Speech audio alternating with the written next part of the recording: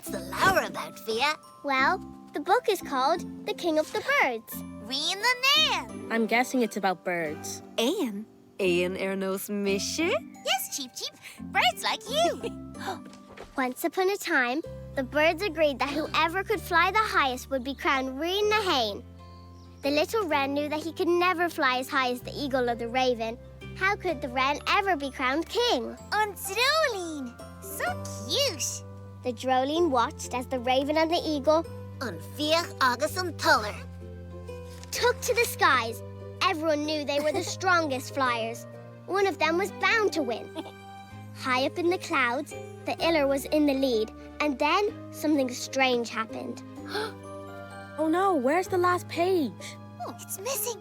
That is strange. How will we ever find out how the scale ends? Why don't we make up our own endings to the story?